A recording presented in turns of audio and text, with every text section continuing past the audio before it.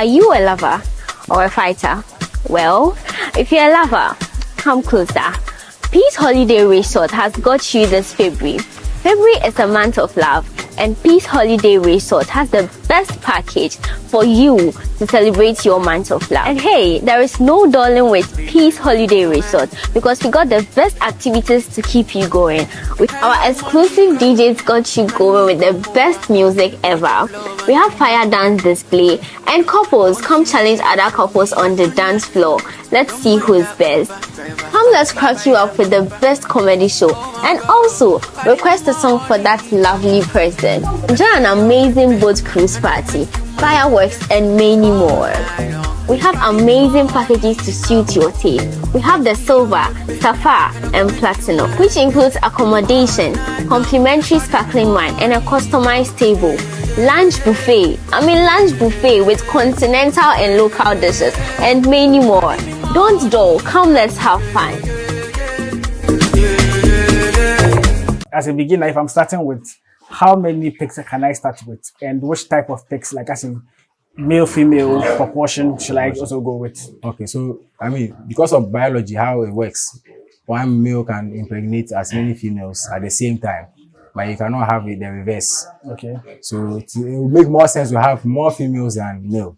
But you can start with any from one male to one female. There's even some people I know that started with just they bought a female and they took it to another farm to be crossed. Okay.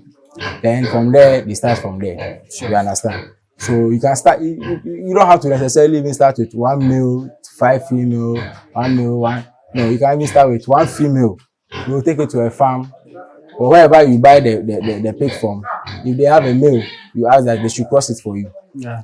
Within 3 months, 3 weeks, 3 days, that is the time the pigs take to give birth. Okay. God willing, you should have at least more than 5. You have some male in there, you have some female, but they cannot cross siblings. Yeah.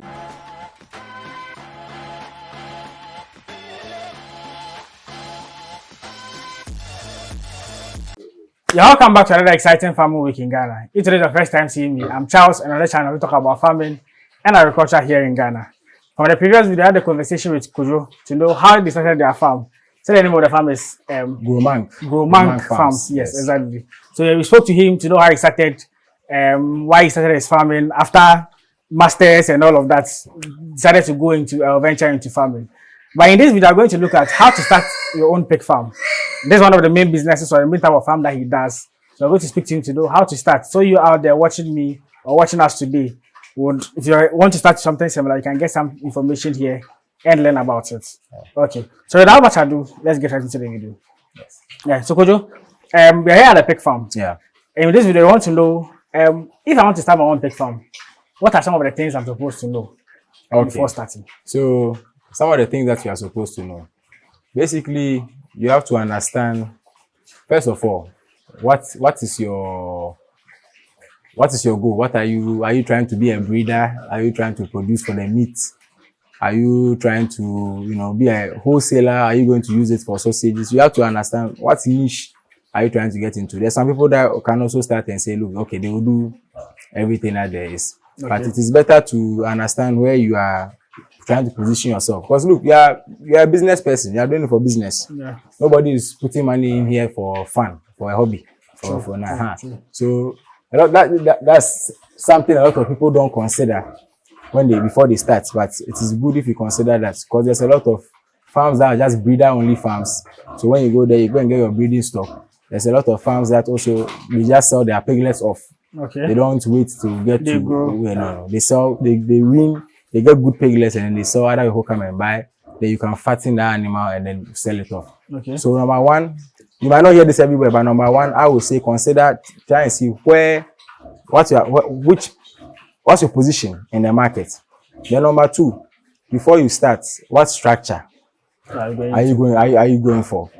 There's different types of structures. Where we are, this one here, this is a 200 capacity pig pen, mainly concrete structure. But there's ones that's all wooden structures. That is a bit more cost effective. There's ones that are also you come and it's not concrete. You see these iron rods all lined up over here too. That one also. Okay. So instead of the concrete Instead of the walls, concrete, you get the iron rods all Okay. lined up around. You get it. That's also a different type of structure.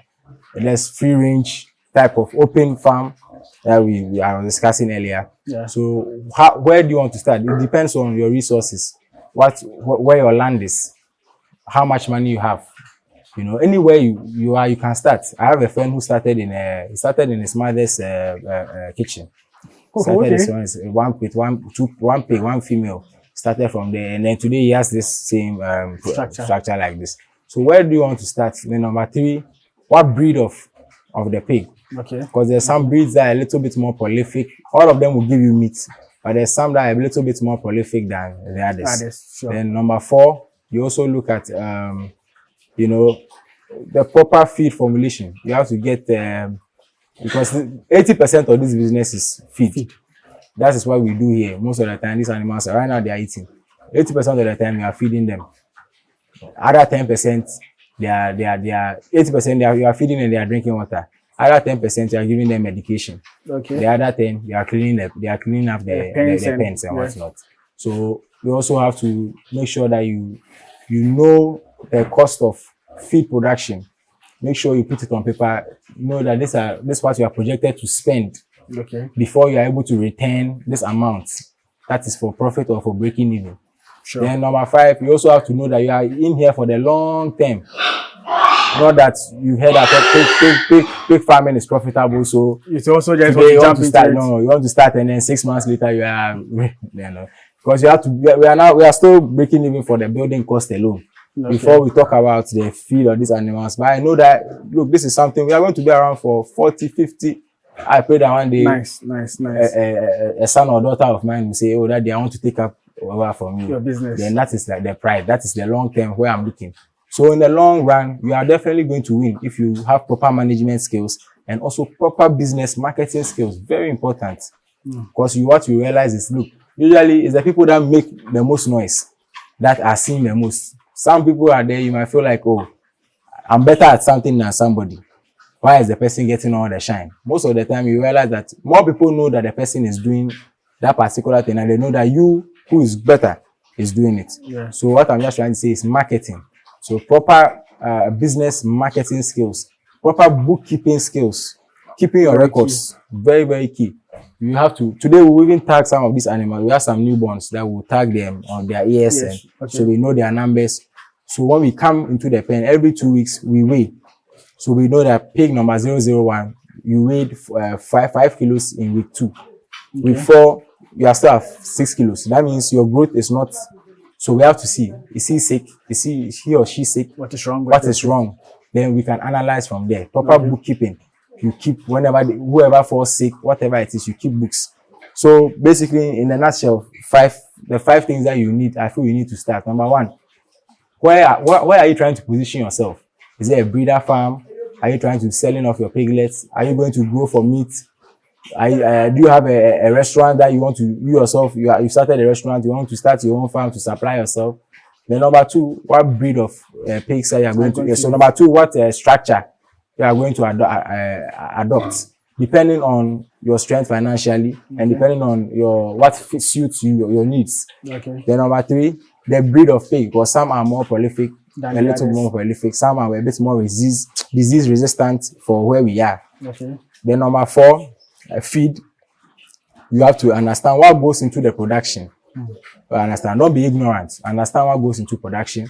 Then number 5, you have to beef up your management, your marketing and business skills. And 6, your bookkeeping skills, record keeping. So those are the 6. If you want to start a pig farm, are the 6 things that you practically need. Okay. Yeah. Okay. So now let's break the 6 key things down into smaller units so people understand.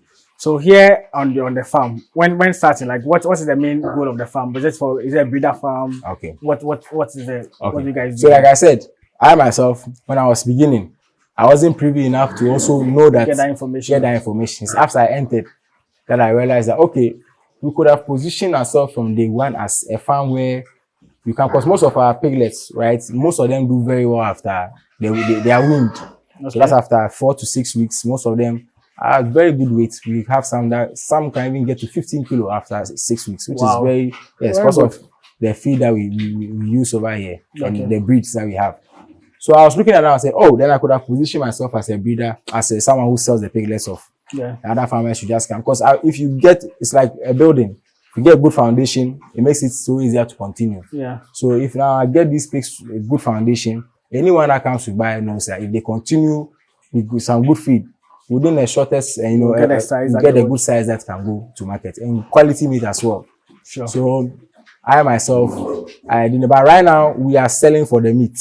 Okay. So because that's where we started. So but after a while, we are also going to have that division of the business that is going to be just selling off their piglets when they get to a certain, like how we have the hatchery. My friends are there next to have the hatchery. So we'll also be because there's a market for that one as well. So we'll also be doing that here. Okay. Now let's look at the structure. Since the second one, you mentioned there are different types of structures. Yes. Why the structure and what was the rationale behind it?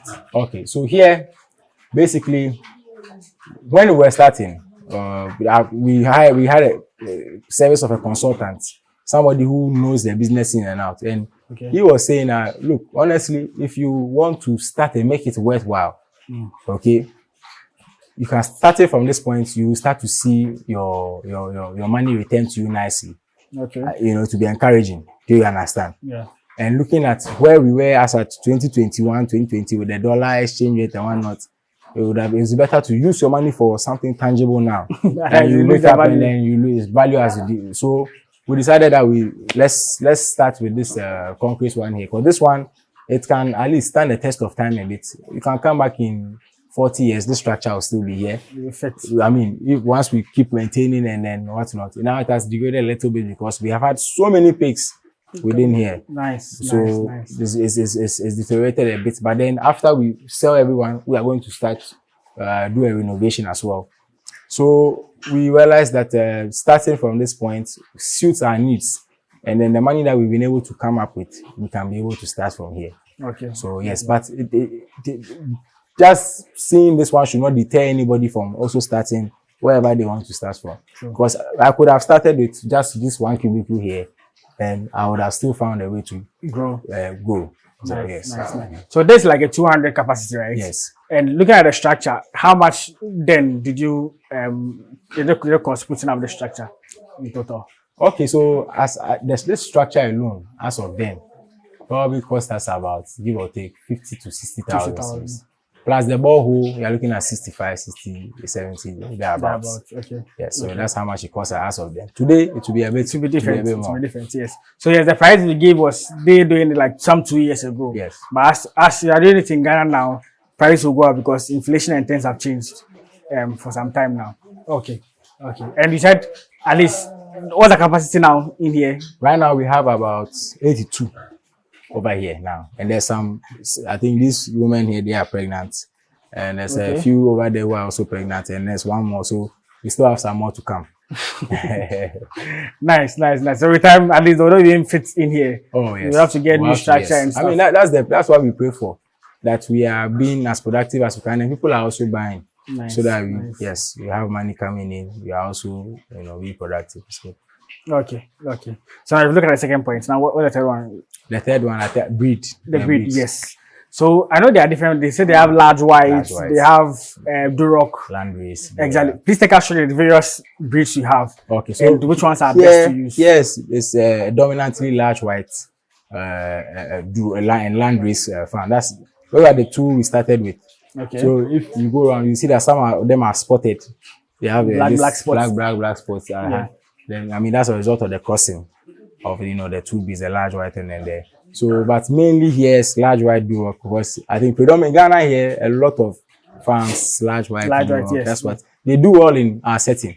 You have Duroc on the farm? So mainly here large white and then Landrace. Okay. Those are the two main. Those are the two breeds that we started with. I think the male was a large white, and I think two of the female Landrace and then the other four or a large white. So Okay. that's how we started Okay. with. And those are good breeds to like. Oh, good days. Because I know in Ghana, everywhere I go, I've seen large whites. People are of the view that the Duroc are very good breeds. Yeah. They grow big for meat and all of Yes. that. But I've never seen like Duroc. Duroc on the farm before. Duroc, yes. And because they are not of here. But it's honestly, what I honestly think is, it's one of those cases of you see something that is foreign. And you feel like it's better. better. Okay. That's I what now get I you. feel I like. now get you. Because you go somewhere, they also don't have these ones over here. They also want to Have those kind of breeds, yeah. You understand? Yeah. So it's one of those. It's one of But those when I go on social media, Facebook and other places, people have this thing about Duroc, like, oh, having Duroc, so I need Duroc. Duroc, what happens is they are a bit more. I find that their meat gets a bit, for steak. Americans they like steak. Yeah. So when they have pork steak, usually the Duroc.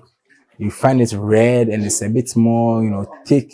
But also that comes from some of the ways that the farmers feed the animals. Sure. There's a different because you can't have a Duroc, you feed it, you just give it anything. It will not give you that type of meat. But then, it's because it's a mainly American breed, sort of European American breed. So we have that perception that is anything foreign is better. The same way when we had this swine fever, they dubbed it West African swine fever. Meanwhile, this virus probably did not even start from West Africa. And because it became prevalent over here, they put it on us, that is, So it's one of those things like that. Okay. So at least large white and the land race is better. Are the land race the one with the spotted black on them? They are a mix of it. A mix of it. Okay. That's cool. So if I'm starting, I want to ask, how many pigs would you advise any beginner to start with? I know anyone can start with any number. Okay. But I know you also began, as you said earlier, with 6 females and 1 male, yes. But as a beginner, if I'm starting with, how many pigs can I start with? And which type of pigs, like as in male, female proportion, should I also go with? Okay, so, because of biology, how it works, one male can impregnate as many females at the same time.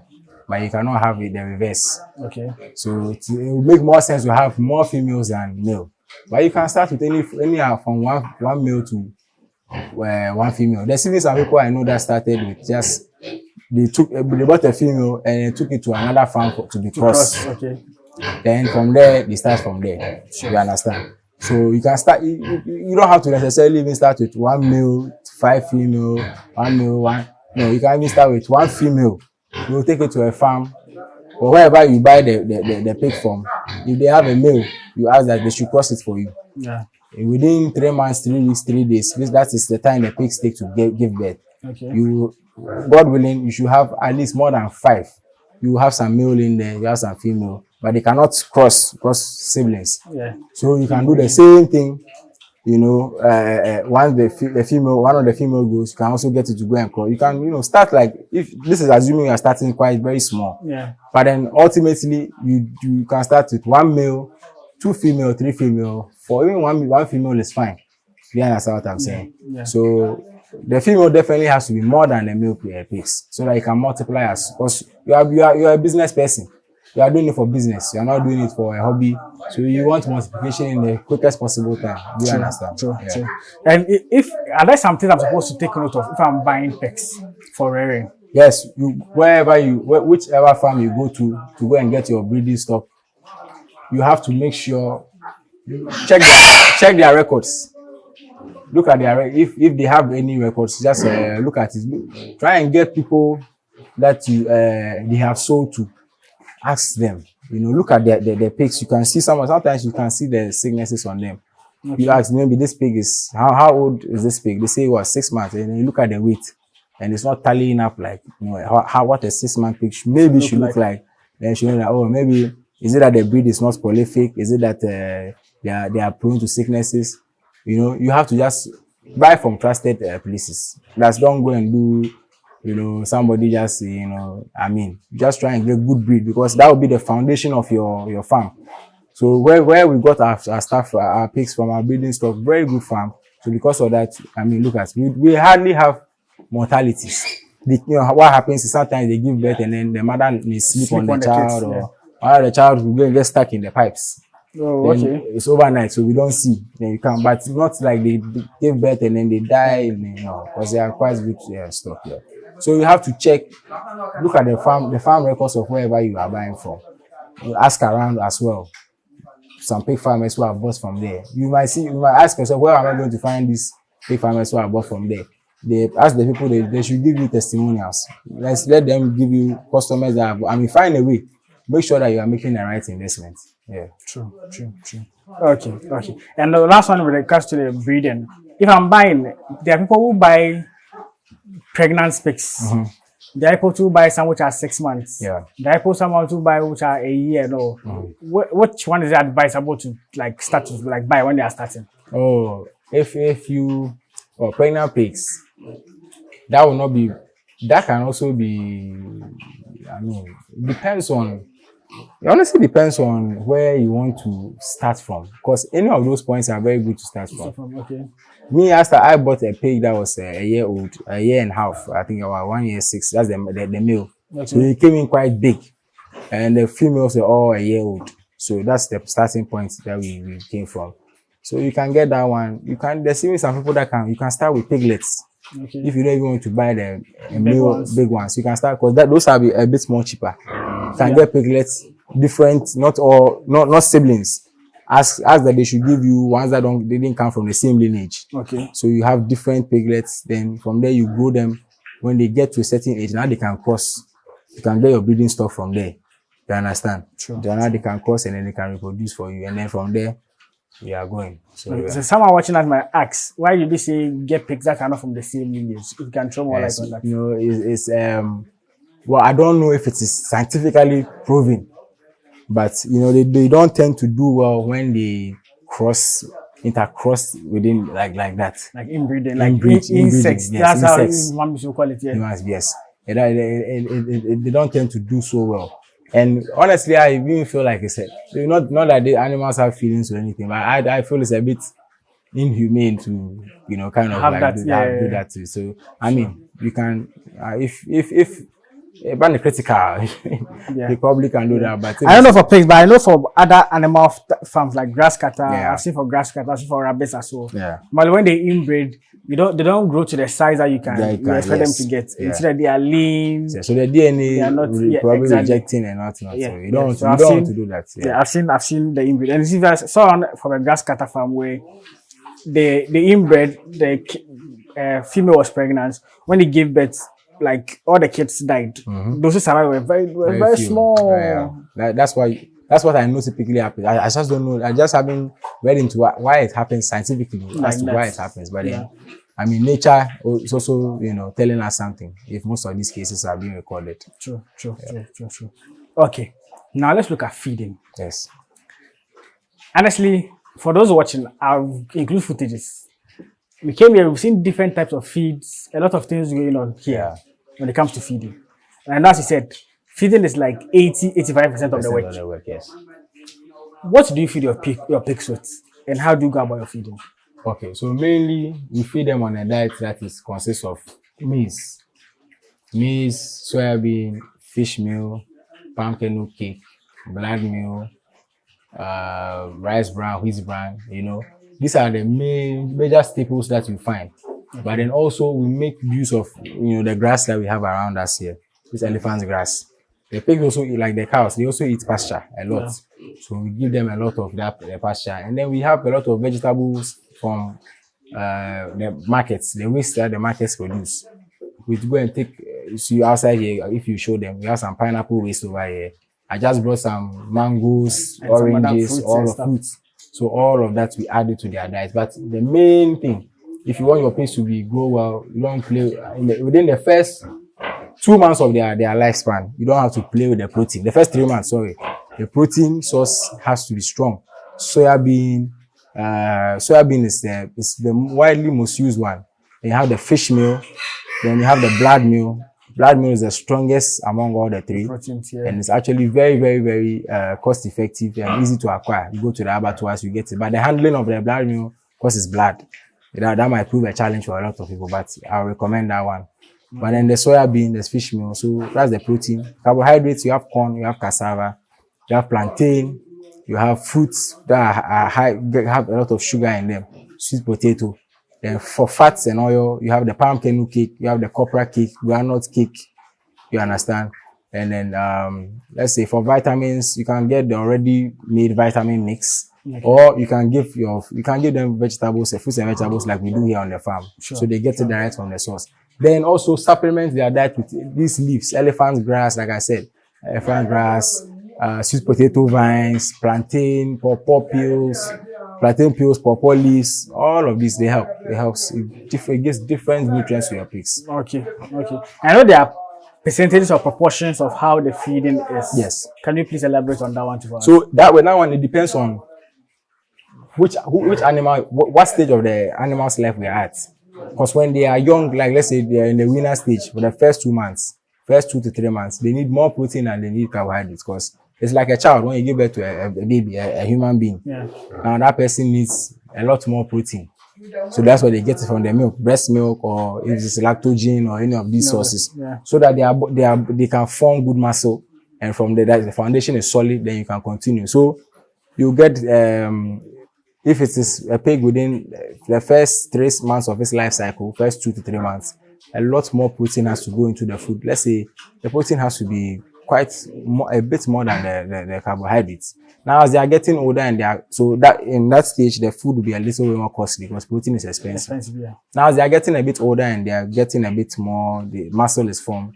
Now you transition and you feed more carbohydrates than protein, so that they can build up size and you can take them to market. So it depends on the stage at which you are at. If it is a newly born piglet, in its first 2 to 3 months, more protein.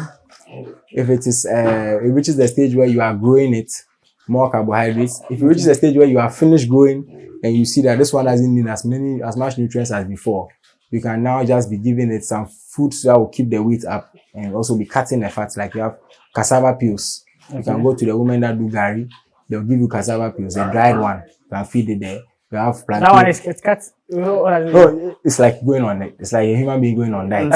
Okay. You understand? You use the fat in you it. use the fat. So it's not like necessarily the food itself is doing anything special to cut fat. But like I've been eating this much of food for a while and I've gotten to 80 kilo. I have some fat in me. Now what do I do if I want to reduce that fat? I change my diet. Yes. Okay. I change my diet for a foreseeable future. It will keep me at a good body weight muscle, like your muscle, the muscle will be able to be fine, but then my fat will be reducing. So it's the same for pigs as well. Okay. Yeah. Okay. So I like with the feeding does it. And if I know when they are pregnant, they said they have this proportion of feed that they give them. But before we come there, let's look at how long does it take for a pig to give birth first? Okay. So when a pig crosses, a pig comes on heat every 3 weeks to 21 days. Okay. There's the woman, the man is all like biology. He's ready anytime. The woman, like also biology, they also have their times where they are more receptive, they come on heat. So with the pigs, it's every 3 weeks. So you have to be looking at behind them to see if the vulva is reddening up.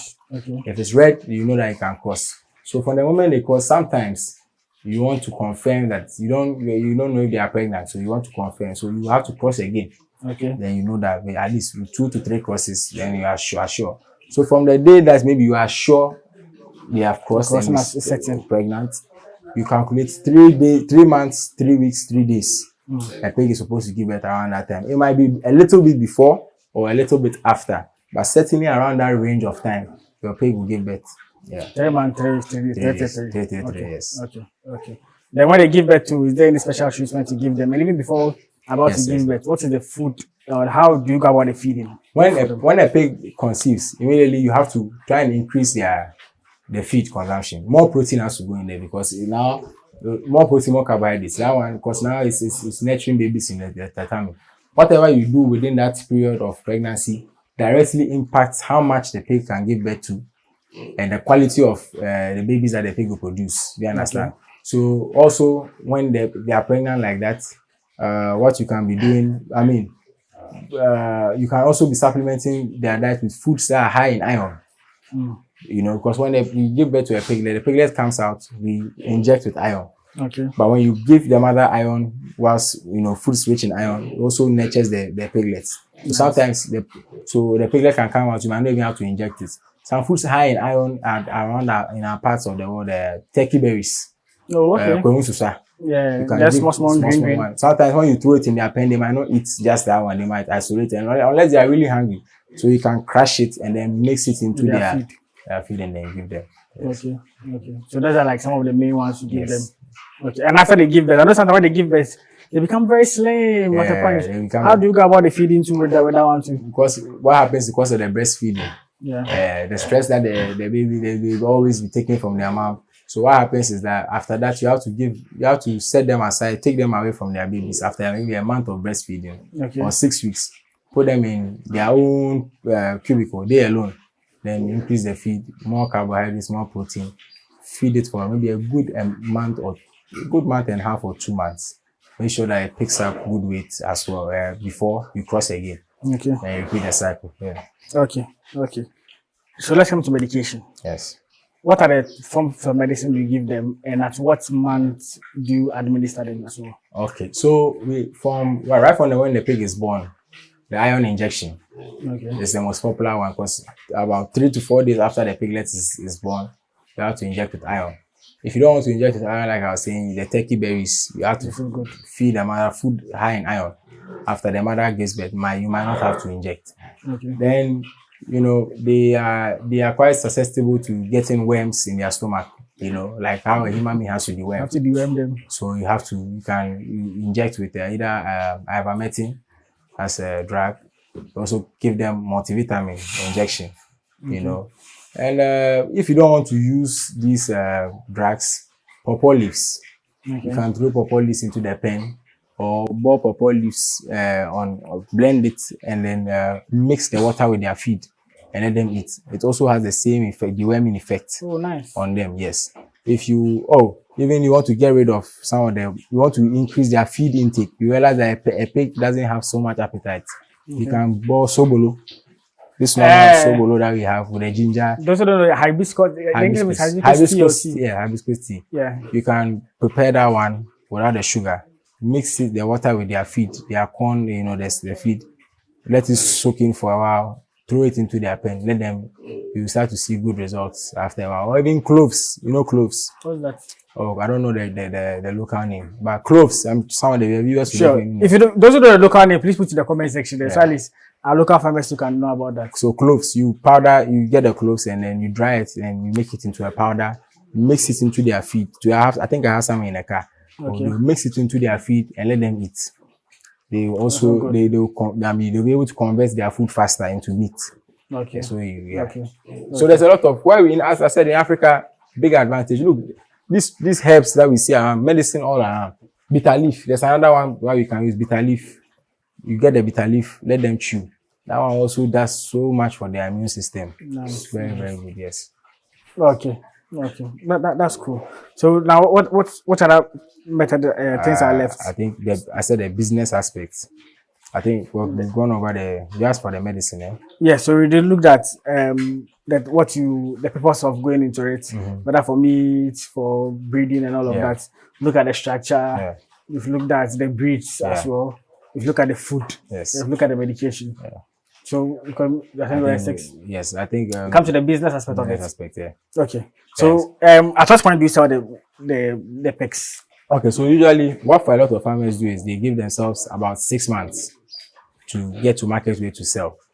But it might be you can sell before that, you can sell way after that too, depending on you are the one on the farm, so depending on what you are seeing, if you like the weight, you feel like you can sell, make your money, you can sell. So and there's so much you can do with it. You can make your own pork chops, you slice it and make it yourself, sell it per kilo. You can have your own pork joint that you can go and fry, sell it for people.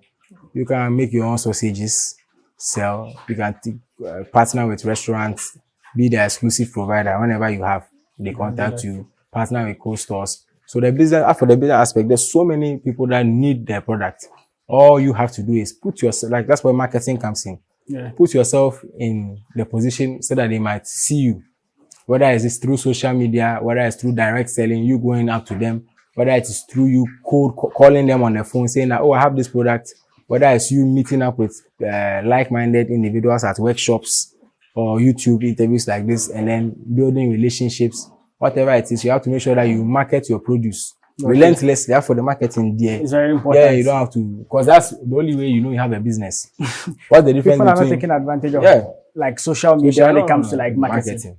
Yes, social media plays a very key role. Very key role. Very key role. So what's the difference between someone who is doing this for a hobby than someone who is doing it for business? It's the marketing function. One is marketing it as I'm selling for my money. So I'm giving you a product that you need. I'm creating value for you in exchange of the money that I'm also due for providing the value. You understand what I'm saying? And one is also doing it because, I enjoy, I have a passion, I enjoy. If they come and buy, fine. If nobody buys, I'll kill and eat with my household. Or I'll dash. Yeah. But so your marketing function has to be very good. Yeah, I think we spoke about record keeping, bookkeeping. Yeah. So bookkeeping as well. You have to make sure you know whatever is going on with your pigs. You don't know everything, you're not God. But as much as possible, you have to know. There's some people you might even go to their farms. You don't even know the number of pigs that they have on the farm. But it happens. Sometimes they are numerous. You might not know the exact number, but I mean, for where we are at the mid-level like this, we are not that many. We have to know what is going on with your pigs. You understand? So the bookkeeping helps. That's the only way you'll be sure, yes. Okay. And how are they sold? Because I know some people say they are sold by weight. You weigh them and you sell them. So they are sold by weight. So that it's fair to both the customer and then the farmer or the seller. We sell by weight. So per kilo, the price can be maybe 35, 30. Whatever you agree with your buyer, you agree by so per kilo. So if the animal is, let's say 70, you multiply that by the price, then you get a fee, a fair fee, then you sell. There's also sometimes we also do is we look at the animal, we weigh before we don't communicate the weight per se to the buyer, but we weigh and then maybe we can reduce the price a little bit as per, then just craft a nice deal with the person so that the person it makes it attractive. Because if I tell you this one here is about 75 kilos, so if 75 times 35, that would have taken me about 1,000 something about. But I can look at it and then I'll say, okay, no problem. I'm going to just craft a nice. I'm going to sell this animal to you for a flat fee of 1,000. Flat fee of 1,001. Now, if I tell you the weight and then you calculate it and I say, I mean it's 75, but usually 75 kilos, and usually I sell it at 35 per kilo. But I'm giving to you 1,001. Usually, when you calculate it, you realize that you are saving. Then you compare it to other deals that you see, and you're like, okay, it's a good deal. Let me buy. I mean, that's how we all buy things. It's business, So you have to find ways to sell, find ways to market yourself. That one is so important, so important. Yes. Okay. I think we'll wrap up the video. Yeah. But let me ask one last thing. If there's any advice you give to anyone going into pig farming as a beginner, what would that be? Okay. One advice is please don't let don't be deterred by, let's say, when will I get to a certain level? Like as when you look at other people's farms and you really see the size of it, the sheer size of their farms, it's like, me, I'm just starting at one. I don't even have money for a good. Wherever you are, you just start, honestly. Just start, sell. Also save as much money as possible and reinvest and keep building the knowledge, keep increasing in the skill, keep selling, marketing yourself, advertising, keep going. You definitely once we have life, if it's God's will for you, you will definitely get there. Nice. Okay, I think we'll end the video here unless there's anything you want to chip in at the moment. Yeah. But if there's something you wanted us to touch on that we didn't, let it be in the comment section. Let Kojo come and answer and this provide the answer for you. Definitely. So yes, this will be the end of the video. I believe it has been educative and informative to you, that you've learned something new today that you can inculcate when starting your own farm, or even if you have a pig farm, something that you've learned today that will be beneficial to you as well. Okay, so we end the video here.